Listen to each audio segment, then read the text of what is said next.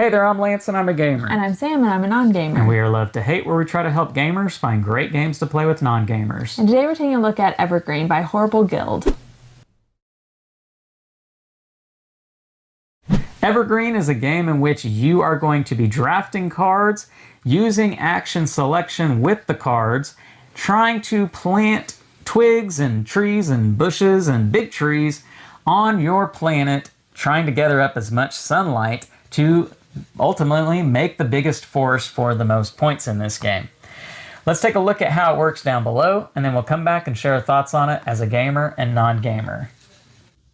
All right, I have Evergreen on the table. Let me show you guys how this card drafting and spatial game is going to work. Now, the components for this game, you are going to have some cards, you're going to have some wooden bits, and you will have player boards. Each player will have their own board, and you will be playing on your own board. This is, there's not a whole lot of player interaction in this game. It is primarily just the drafting as far as interaction goes, who can get what card they want first. Otherwise, this is a game that you are playing independently from the other players. Now, for the setup of the game, you are going to have a number of cards that are going to be down here in the fertility area, and this would be in the middle of the board. I've just got it set up here so that you can see it on camera, and you will have a deck of cards. Now, you are going to start every round by dealing a number of cards equal to the number of players plus one. So if we were playing, let's say, a 3-player game, we would take 4 cards and we would put them out here in the market. And the market cards are going to go above the fertility zone. And then someone will have the first player token.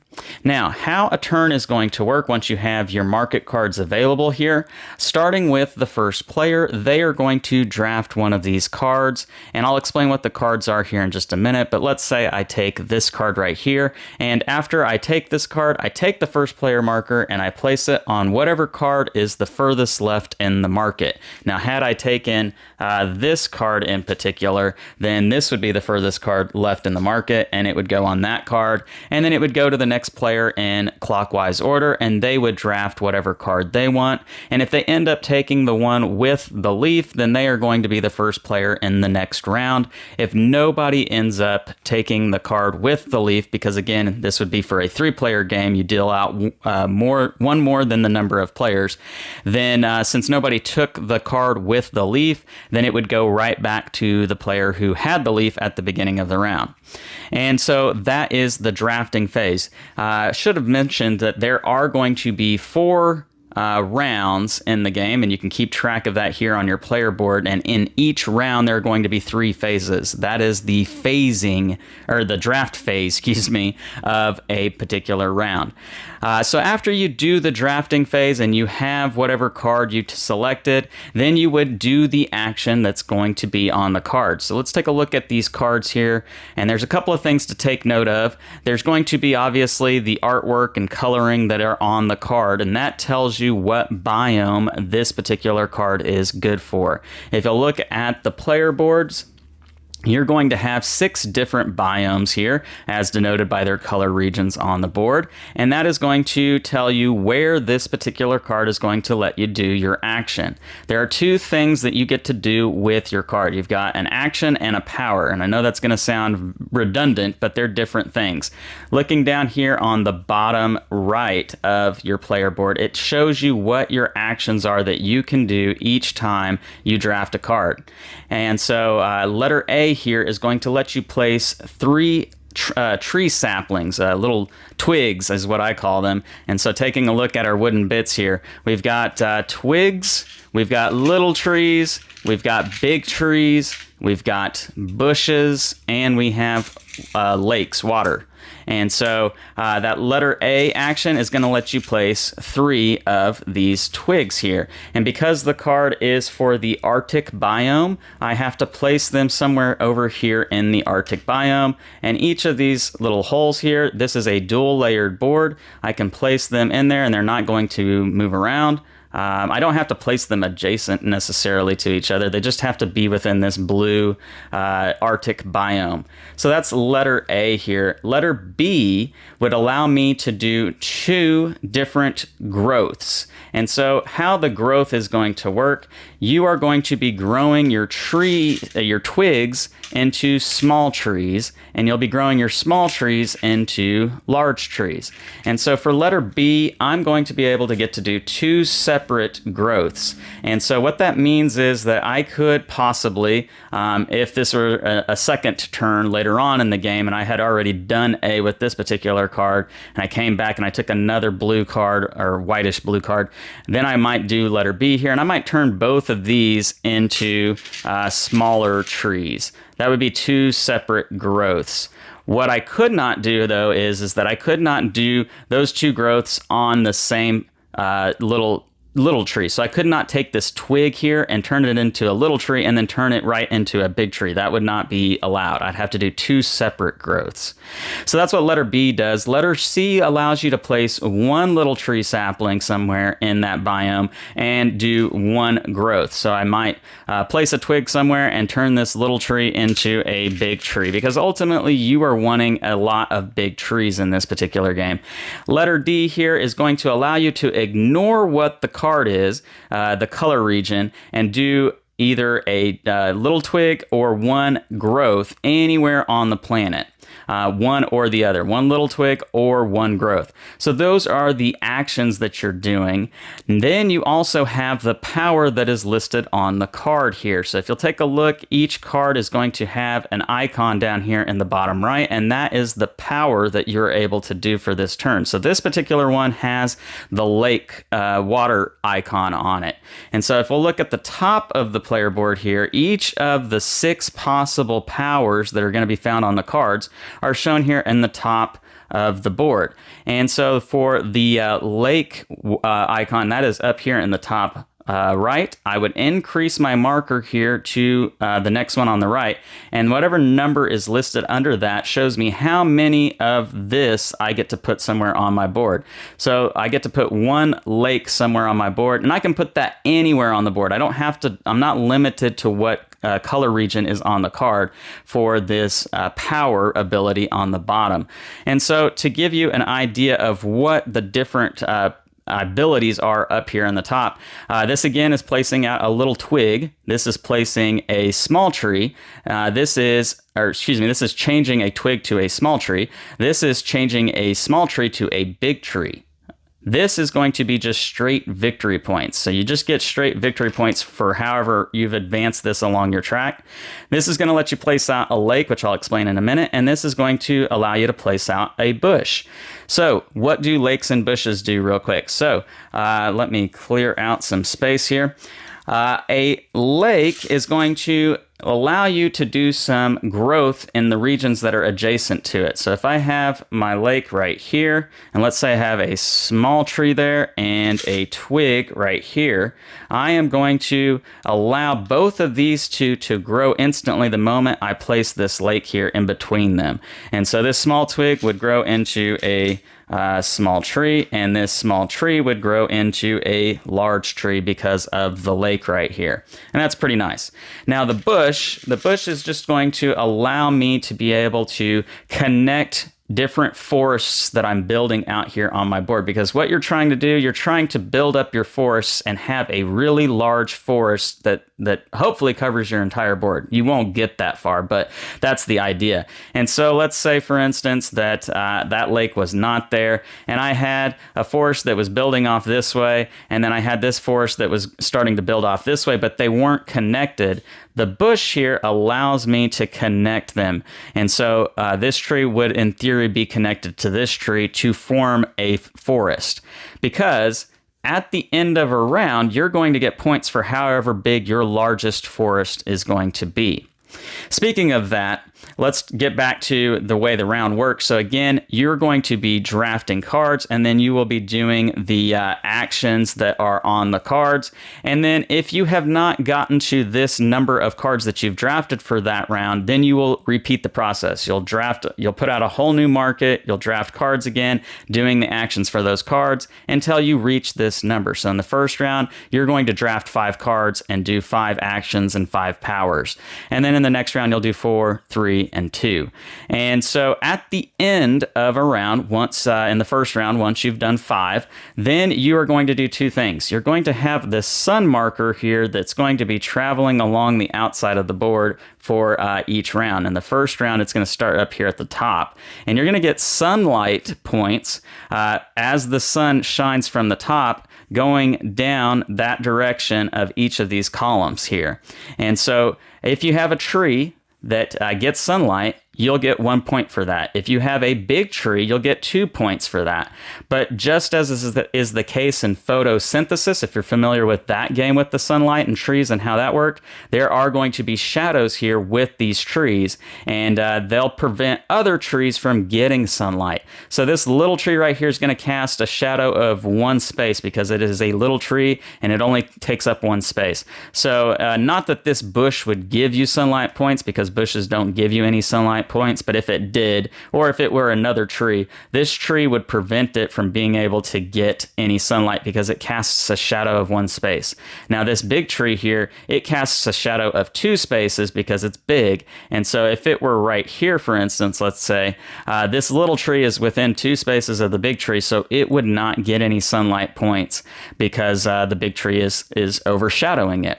Now, vice versa here, if the little tree were in front of the big tree would still get points because it's bigger, it's taller, and it can still get the sunlight even though it's in the shadow area of the little tree. Now, obviously, this matters where the sun is because that changes the direction from where the sunlight's coming. In later rounds, it will be different because the sunlight is coming from this direction or that direction or this way. So you will want to plan that out where you have your little trees and big trees and getting sunlight points, because those are victory points, and you're keeping track of your victory points around the outside of the board. Now, after you do the sunlight, you will get 1 point for your largest forest for however big it is. If I've got 2 trees here connected, that's 2 points, 3 trees, 3 points, so on and so forth. And again, the bushes here help you to connect your smaller forests together to be bigger forests. Now, you're going to be doing this for 4 rounds, and at the end, I'm losing my pieces. At the end of the 4th round, you will not do the whole biggest forest thing like I talked about earlier. You will get points instead from the fertility zone. So back to our drafting part of the game here. You had some cards set up at the beginning of the game that aren't in the fertility zone, and they're going to have these fertility icons listed up here at the top. At the end of a drafting phase, whenever we drafted the cards, there was always going to be 1 card left over, and whatever card that is going to get added to the fertility zone. And if it's a card that has these fertility icons on it, that's going to boost the value of that particular biome. So the white Arctic biome here has 3 fertility icons on it. And if that's what it were at the end of the game, then all of your large trees that you have in that biome, so we're looking at the white Arctic biome here, each of those big trees, just the big trees, is going to give you 3 points in this instance. Instead, there are these cards, aridity cards here. They've got the skull on them. And if that's the card that's left over in the market, it will be brought down into its matching biome. And what it does is it cancels out the previous card in that biome. So we would flip this card over, and now this forest jungle biome here, it has no fertility icons. So your big trees in this region, this brown region, they're not going to count for anything at the end of the game. And so that's how the market of the cards and the fertility zone works. Real quick, this is a wild card. It does not go into any biome, and it can be played for any biome. So wild cards aren't going to go down here into the fertility zone, and if you draft them, they're going to let you do your actions in whatever region you want them to be in. So that's how these wild cards work. And that's the gist of the game. I know it might seem a little complicated based off of how I explained it, but it's a pretty straightforward game once you get into it. The person who has the most points at the end of 4 rounds is going to be the winner. Again, you keep track of your points here around the planet, and each time you make a lap, you're going to increase this 1 spot to indicate that you've gotten 50 points. And so as you can see, you're going to be scoring lots of points in this particular game. Most points is the winner. Let's go back up top and share our thoughts on Evergreen. And we're back, and now we're going to share our thoughts on Evergreen from a gamer and non-gamer's perspective. So, Sam, this is a game that I've been talking about for quite some time. It was a game that made my top 10 games of 2022 last year. So you already have an idea of what I think about this particular game, which we'll come to that later on. But what were your impressions with this game? It felt like it was going to be extremely similar to another game we played called Photosynthesis. Right. And so I wasn't really sure what this game could bring to the table that game hadn't already brought. Yeah. But it was quite different. I feel like there's more forward thinking in this game. Okay. Which is not my strong suit. I'm very in the moment in games. Okay. Most games. So you really do have to think about where long term where you're placing things, and that was difficult for me. But it was a little bit of a brain burner, but in a good way. I did enjoy. I love the components to it. Yeah. And then you do have a little bit more things going on than in photosynthesis. You have the water and things like that do change what happens. Right, exactly. Yeah, this is definitely a game that it has a lot more choices to make than what photosynthesis had in it. But not that photosynthesis was a super lightweight game, but it was definitely a more straightforward game, whereas this one, it has a little bit more going on with it. And not that this game is super heavy, it's just, it has more than what photosynthesis does. Now, I really enjoy this game for one reason, that you are creating your own planet, whereas photosynthesis, everybody was playing on a shared board and competing for different spots. Yeah. And it really sort of felt like, I don't know what you and you are going to do on your turn. So my strategy can only go so far, because you're going to mess with the board, you're going to mess with the board, you're going to mess with the board. And when it comes back around to me, anything that I had thought I wanted to do beforehand probably has gone out the window. Yeah. You don't have that be a problem in this game, save for the drafting. So there is still player interaction with this game, because you're drafting cards that, maybe I want, or that I'm trying to really get that, so you take it away from me. And it still really helps you out. Yeah. So there is still that player interaction, but for the most part, you're creating your own planet, your own creation with this game. I really enjoyed that aspect of it. For you as a non-gamer, what was it like trying to figure out your way through this game and try to find a way to play well in this one? I did have a hard time with the different biomes and just making sure that I was, because you want to keep certain trees. Is it trees and bushes together? You're trying to create a path. You're trying to create the biggest forest. Yes, and I was horrible at that. I was just placing trees and letting them grow and hoping they went. Lance definitely went in with a more exact thought process than I did. He knew what he was going to try to do, and I was just like, let's plant and see what happens. So being a hippie doesn't work well for this game. Yeah. But I still enjoyed it. There's just a lot more to think about. I was going into it with my previous knowledge of photosynthesis and thinking that, you're going to go from seed to bush to tree.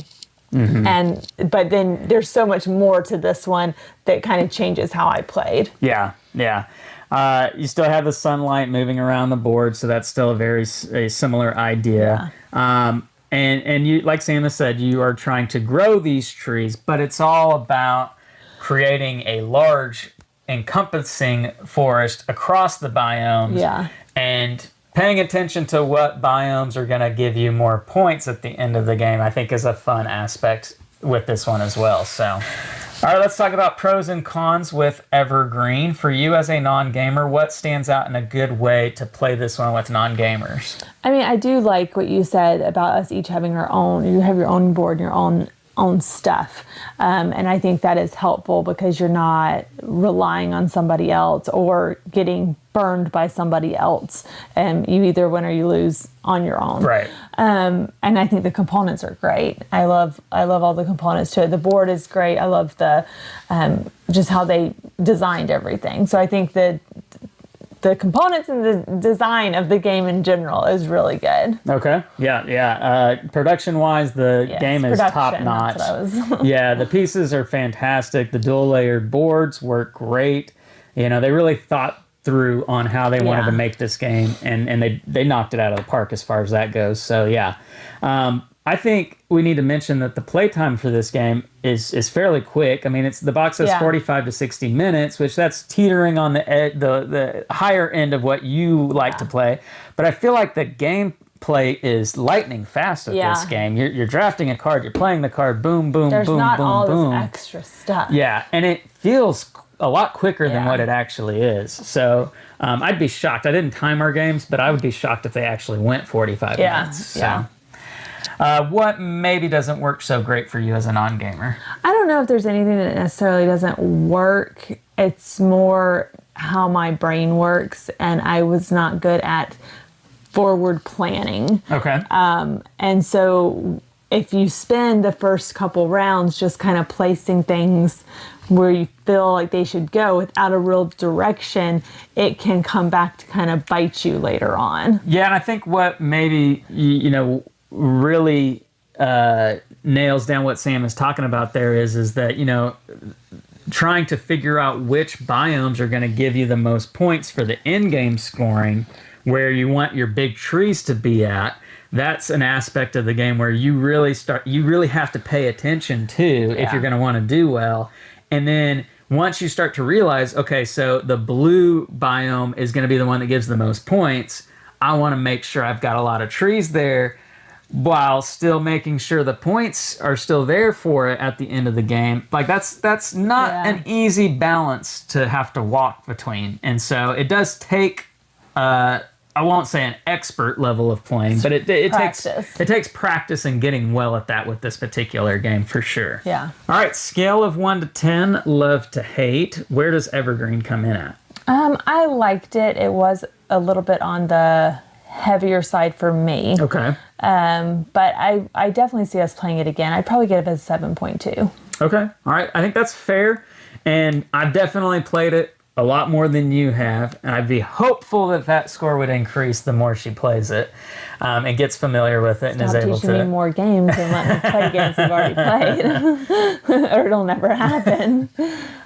For me, if you saw it in my top 10 of 2022, so I'm going to have a high score for this one. It replaces photosynthesis for me. In fact, I've already sold photosynthesis off my shelf after having gotten this game, and so this will be the one for me to come back to time and time again. I do really enjoy it. I enjoy the solo play for this one too. So for me, I'm going to give this game an 8.7. I really like it. I don't know that there are very many cons that I have with the particular game. I loved it from the moment I cracked it open. So it's a great game. Highly recommend it. It's probably one that doesn't get enough buzz, and you may not even have heard of it before. So that is Evergreen. It is from Horrible Guild. Leave us some comments down below. Let us know what you think about this game. Make sure to like and subscribe and push that bell button so you get notifications of all our new content. I'm Lance. I'm Sam. And we are Love to Hate, where we try to bridge the gap between gamers and non-gamers. We'll catch you next time.